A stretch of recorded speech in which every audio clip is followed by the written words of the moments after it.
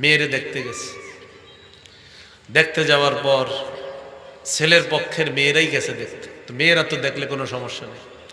জানায় আসছে আগামী অমুক তারিখে ছেলের বাপ আসবে। বাবা ছেলের হুবু স্ত্রীকে দেখতে যাওয়া বাবার জন্য হারাম। বাবার জন্য কি হারাম? তো যাই হোক, বাপে দেখে আসছে, হারাম কাজ করছে। এখন কনের পক্ষ ছেলে পক্ষকে ফোন দেয়, তা আপনারা কবে জানাবেন সিদ্ধান্ত ফাইনাল?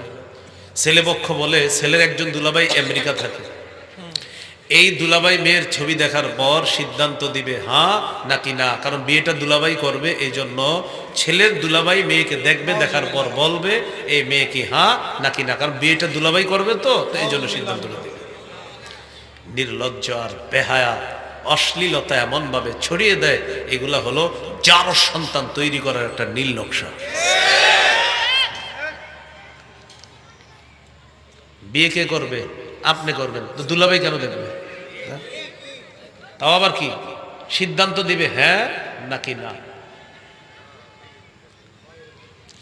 এই জাতীয় সমাজ ব্যবস্থা যদি আপনারা কেউ বলে, আপনার মা বাবা আপনারা বলতে পারে বাবা এটা সামাজিকতা, আপনি বলবেন আম্মা আব্বা সমাজের জন্য আমি আমার রবকে ছাড়তে পারবো না, আমার রবের জন্য এই জাতীয় হাজারো অশ্লীলতাপূর্ণ সমাজ আমি ছাড়তে পারি না, আমার রবকে আমি ছাড়তে পারবো না। বলতে পারবেন না? আল্লাহ তৌফিক দান করেন। তো যাই হোক, আমরা মূল আলোচনায় থাকি। আমাদের আলোচনা জিহাদ চলে গেছে বিয়েতে। তো তিন ব্যক্তিকে সাহায্য করা আল্লাহ নিজের উপর অবধারিত করে নেয়। এর মধ্যে একজন মুজাহিদ, আর একজন হলো গোলাম, আর একজন হলো ওই যে বিবাহ যে করে। এই হলো আপনার মুজাহিদের ফজিলত। এখন বলেন জিহাদের সংকল্প সবার আছে তো?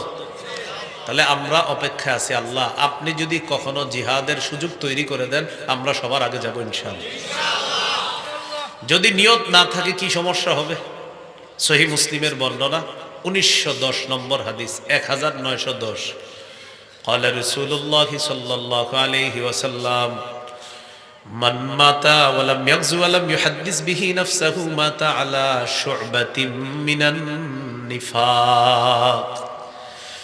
নবীজি বলেন, কেউ যদি আল্লাহর রাস্তায় জিহাদ না করে মারা যায়, অথবা জিহাদের নিয়ত না করে মারা যায়, এই ব্যক্তি মুনাফিকি মৃত্যুবরণ করলো বলি নাউজুবিল্লাহ।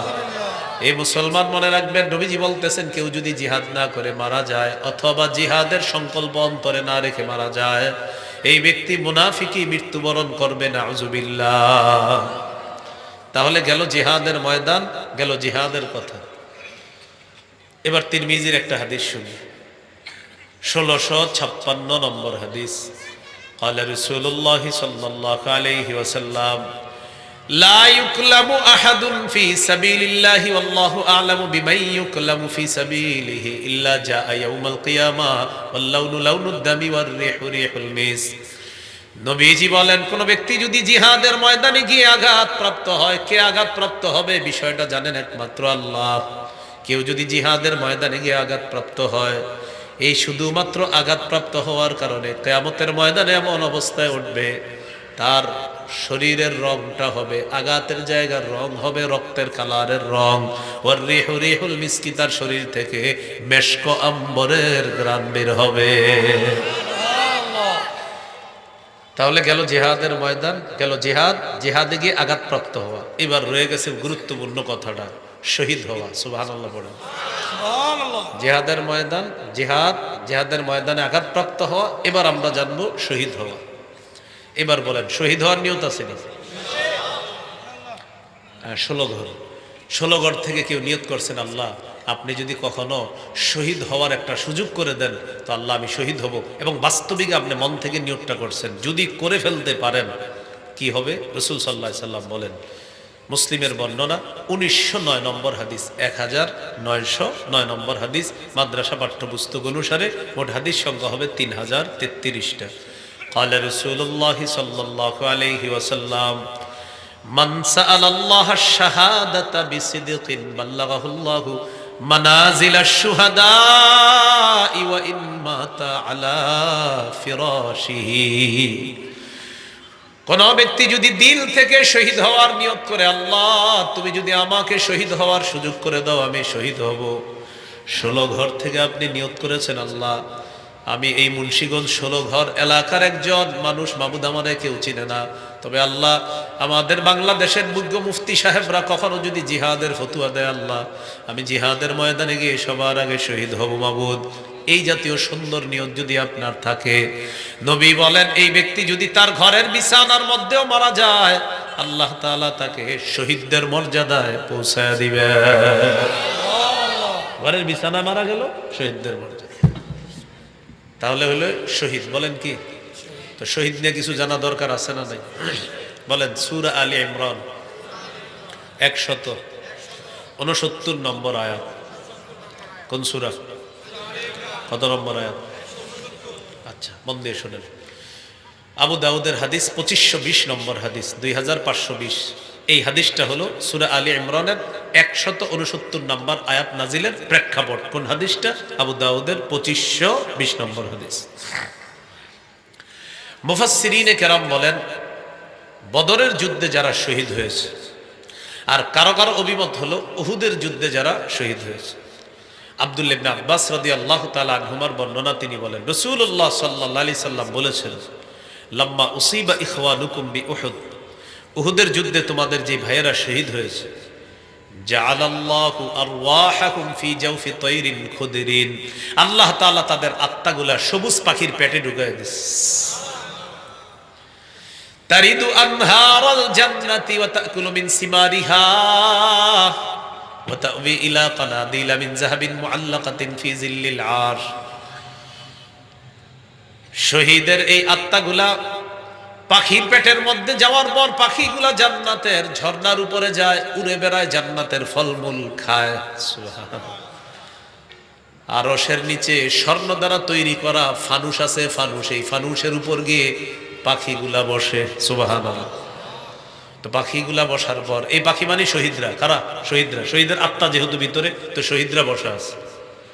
ফালাম্মা ওয়াজাদু তিবা মাকালিহিম ওয়া মাশরাবিহিম ওয়া মাকিলিহিম, শহীদরা যখন দেখলো তাদের মনোভূত খাবার পেয়েছে, মনোভূত বাসস্থান, মনোভূত পানীয় পেয়েছে তারা, তখন তারা আপোষে বলা বলি করে, মাইয়ুবাল্লিগু আন্না ইখওয়ানানা লিআল্লা ইয়াজহাদু ফিল জিহাদ ওয়া লা ইয়ানকুলু ইনদাল হারব। শহীদরা আপোষে বলা বলি করে, আমরা যে এত খুশির মধ্যে আছি, এত নিয়ামতের মধ্যে আছি, আমাদের এই খুশির সংবাদগুলা আমাদের দুনিয়ার ভাইদের কাছে কে পৌঁছায়া দিতে পারবে? শহীদরা বলতেছে। কেন? লিআল্লা ইয়াজহাদু ফিল জিহাদ, আমাদের কথা জানার পর যাতে দুনিয়ার মুমিনরা জিহাদের প্রতি অনাগ্রহ না দেখায়, জিহাদের সময় যেন তারা অলসতা না করে। তারা যদি আমাদের নিয়ামতের কথা জানতে পারে, তাহলে জিহাদের ব্যাপারে তারা আর কি করবে না? অলসতা করবে না। কারা বলতেছে এগুলা? শহীদরা। কোথায়? জান্নাতে। আল্লাহ তাআলা শহীদদেরকে বলে, উবাল্লিগুহুম আনকুম, আমি আল্লাহ তোমাদের বিষয়টা দুনিয়াবাসীকে জানায়া দিব। সুবহানাল্লাহ। আল্লাহ বলেন, আমি তোমাদের বিষয়টা দুনিয়াবাসীকে জানায়া দিব। এবার আল্লাহ তাআলা শহীদের বিষয়টা আমাদেরকে জানানোর জন্য সূরা আলী ইমরানের 169 নম্বর আয়াত নাজিল করে দেয়, ওয়ালা তাহসাবান্নাল্লাযীনা কুতিলু ফি সাবিলিল্লাহি আমওয়াতা বাল আহইয়াউন ইনদা রাব্বিহিম ইরযাকুন। আল্লাহ তাআলা বলেন, যারা আল্লাহর রাস্তায় শহীদ হয়ে যায় তাদেরকে মৃত মনে করো না, বরং তারা জীবিত, তাদেরকে আল্লাহর কাছে রিজিকের ব্যবস্থা করা হয়।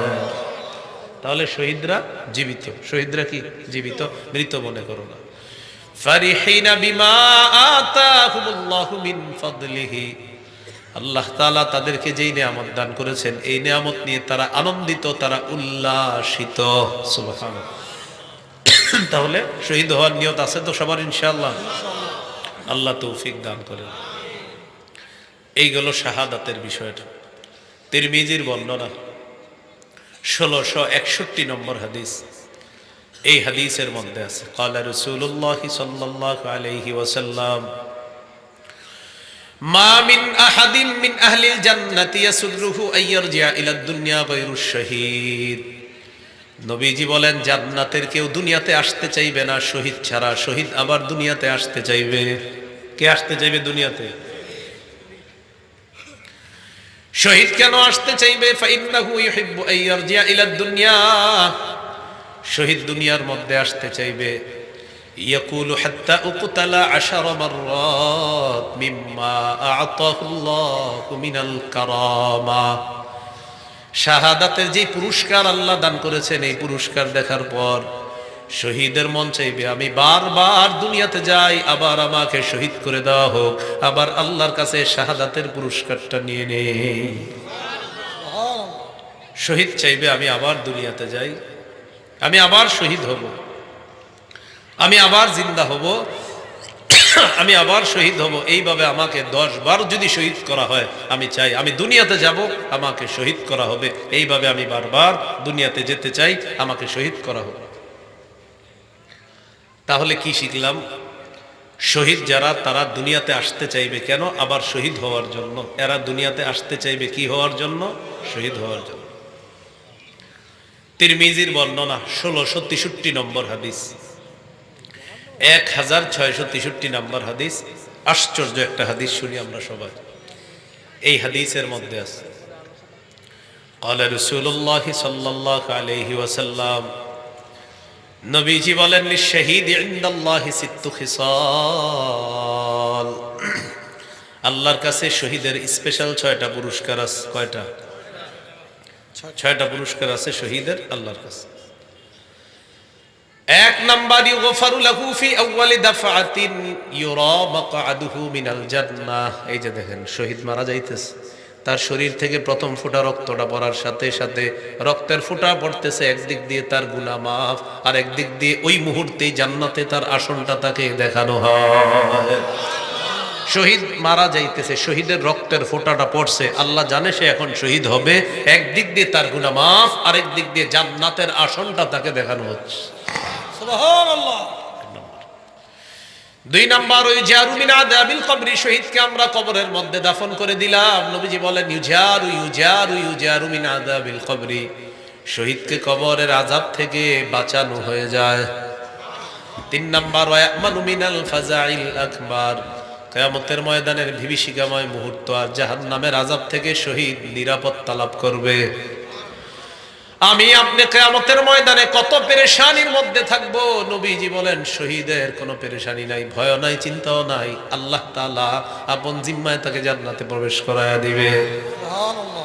4 নাম্বার ইউদাউ আলা রাসিহি তাজুল ওয়াকারিল ইয়াকুতা ফিহা খায়রুম মিনাদ দুনিয়া ওয়া মা ফিহা, জান্নাতের মধ্যে মরমর পাথর আছে, এই পাথর খচিত মুকুট শহীদের মাথায় পরিয়ে দেওয়া হবে। এই পাথর দুনিয়া আর দুনিয়ার মধ্যে যা কিছু আছে সব কিছুর চাইতে এই পাথর আরো বেশি দামি। 5 নাম্বারটা কি বলবো? হ্যাঁ বলেন।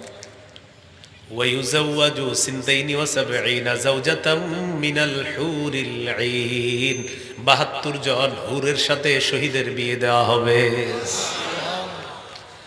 6 নাম্বার ওয়ায়ুশাফাউ ফি 70 মিন আকারিবিহি, শহীদের নিকট আত্মীয়র মধ্যে কমপক্ষে 70 জনের ব্যাপারে তার সুপারিশ আল্লাহ কবুল করবেন। আসেনি শহীদ হওয়ার নিয়ম? হাত নামান। তাহলে 4টা বিষয়, জিহাদের ময়দান, এরপর হলো জিহাদ, এরপর হলো জিহাদের ময়দানে আহত হওয়া, এরপর হলো জিহাদের ময়দানে শহীদ হওয়া। নিয়ত আছে তো ইনশাআল্লাহ? ইনশাআল্লাহ। এবার রয়ে গেল জিহাদের ময়দানে নেতৃত্ব। বলেন কি? নেতৃত্ব। জিহাদের ময়দানে যিনি নেতা হবে তার অনুসরণ করতে হবে, তার আনুগত্য করতে হবে। তো এই আনুগত্য হলো সূরা নিসার 59 নম্বর আয়াতে আছে, ইয়া আইয়ুহাল্লাযীনা আমানু আতিউল্লাহ, হে ঈমানদারগণ তোমরা আল্লাহর আনুগত্য করো। 2 নাম্বার আতিউর রাসূল, রাসূলের আনুগত্য করো। 3 নাম্বার উলিল আমরি মিনকুম, তোমাদের মধ্যে যারা শাসক, যারা দায়িত্বশীল, যারা আমির, তাদের আনুগত্য করো। আল্লাহর আনুগত্যে কোনো শর্ত লাগবে না, রাসূলের আনুগত্যে আল্লাহর হুকুমে কোনো শর্ত লাগবে না। তবে শাসকের আনুগত্য, আমিরের আনুগত্য করতে শর্তের প্রয়োজন আছে, আমিরের ইতাআত করতে শর্তের প্রয়োজন আছে। আমিরের আনুগত্য করা যাবে ততক্ষণ যতক্ষণ সে নাফরমানিমূলক কথা না বলবে। আমির যদি নাফরমানিমূলক কথা বলে, কোরআন সুন্নাহর আজাইরা ব্যাখ্যা করে, সে আমিরের কথা শোনাও যাবে না, তাকে মানাও যাবে না। আবার বিষয়টা যদি এমন হয়, সে যদি অটো আমির হয়, তাকে তো মানার কোনো প্রশ্নই হয় না। আর যদি তাকে আমির বানানো হয়, এই বানানো আমিরকেও মানা যাবে না যদি সে নাফরমানিমূলক কথা বলে। বলেন আমার সাথে দলিল, বলেন দলিল। বুখারী ৭,১44 নম্বর হাদিস, বুখারী ৪,৩40 নম্বর হাদিস। এই দুই হাদিসে আছে আমিরকে শর্ত ছাড়া মানা যাবে না। সূরা মাইদা ১০৪ নম্বর আয়াত, সূরা নিসা ৫৯ নম্বর আয়াত, সহিহ বুখারী ৭,১৪৪, সহিহ বুখারী ৪,৩৪০। আমিরকে নিঃশর্তভাবে মানা যাবে না। খালি একটা হাদিস শোনাই, মন দিয়ে হাদিসটা শোনেন, একদম মন দিয়ে শুনবেন। সহিহ বুখারী ৪,৩৪০ নম্বরটা হাদিসটা শোনাই। আলী রাদিয়াল্লাহু তাআলা আনহুর বর্ণনা, বাসান নবী সাল্লাল্লাহু আলাইহি সাল্লাম সারিয়াতান, আল্লাহ রাসূল একটা বাহিনী পাঠাইছে। ওয়াস্তা'মালা আলাইহিম রাজুলাম মিনাল আনসার, একজন আমির বানায়া দিছে। ওয়া আমারাহুম আইয়ুতিউহু, আমিরকে বলে দিয়েছে বাহিনীকে যে তোমরা সবাই আমিরের কথা শুনবা, মানবা। আবার বলছি, বাহিনী প্রেরণ করলেন, আমির বানায়া দিলেন, আর বলে দিলেন আমিরের কথা শুনবা, মানবা। ফাগাদিবা, আমির সাহেব রাগ হয়ে গেছে। রাগ হওয়ার পর সেনাবাহিনীকে বলতেছে, আলাইসা কাদ আমারাকুম রাসূলুল্লাহ সাল্লাল্লাহু আলাইহি সাল্লাম আন তুতিউনি, আচ্ছা নবী কি বলে নাই তোমরা আমার আনুগত্য করবা? তো সবাই বলতেছে হ্যাঁ নবী তো বলছে। তো যেহেতু নবীজি বলছে, এখন আমি যা যা বলবো সব শুনবা। কয় জি বলেন। তো এইবার বলতেছে আমির সাহেব, ইজমাউলি হাতবা, লাকড়ি সংগ্রহ করো। ফাজামাউ, তারা লাকড়ি সংগ্রহ করছে। মন দিয়ে বুঝতেছেন তো প্রিয় ভাইয়ারা? লাকড়ি সংগ্রহ করার পর আমির সাহেব বললেন, আউকিদুহা নার, আগুন লাগায় দাও। ফাউকাদুহা নার, আগুন লাগায় দিস। এবার আমির সাহেব বললেন, উদখুলুহা, তোমরা সবাই আগুনে ঝাঁপ দাও। ভাই মাইকটা গুনগুন করতেছে না, গুরুত্বপূর্ণ আলোচনা। না না মাইক ঠিক আছে, এমনি হঠাৎ আর কি সমস্যা হয়েছে, গুনগুন করতেছে। আজান হইতেছে কিন্তু গুনগুন করবো, মাইক তো আর গুনগুন করবো না। আজানের এই জায়গার যে আজানটা হবে ওটার জবাব দিবেন আপনারা। হ্যাঁ, এখানে যে আজানটা হবে ওটার জবাব দিলে হয়ে যাবে। তো আমির সাহেব বললেন তোমরা লাকড়ি সংগ্রহ করো।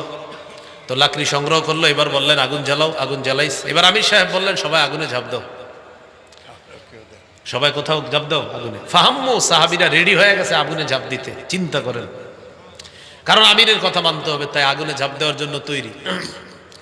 তো আগুনে ঝাঁপ দেওয়ার আগে এক সাহাবী আরেক সাহাবীরে বলে, এই আসলে ঝাঁপ দিমু? একজন আরেকজন, ফাজআলা ইউমসিকু বাদুহুম বাদা, একজন আরেকজন এভাবে খোঁচায়, এই আসলে ঝাঁপ দিমু, এই আসলে ঝাঁপ দিমু, এরকম আরেকজন আরেকজনে বলে। কেন? ফারাদনা মিনান নার ইলা রাসূলিল্লাহ, আগুন থেকে বাঁচার জন্য নবীর কাছে আসছে। সেই নবী আগুনে ঝাঁপ দিতে বলবে, এটা আমাদের বিশ্বাস হয় না। এই করতে করতে হাত্তা খামাদাতিন নার, আগুন নিভে গেছে। সুবহানাল্লাহ। সাকানা গদবহু, আমির সাহেবের রাগও ঠান্ডা হয়ে গেছে। আলহামদুলিল্লাহ বলে। শুধু আমাদের হযরত জিনটা নয়, 10 বছরেও ঠান্ডা হইল না। তো এখন আমির সাহেবের রাগ ঠান্ডা, আগুনও নিভে গেছে।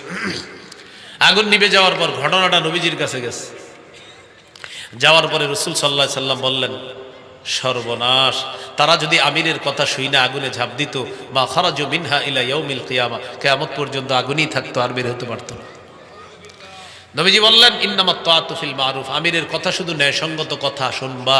আমির কোনো নাফরমানিমূলক কথা বললে তার কথা শোনাও যাবে না, তার কথা মানাও যাবে না।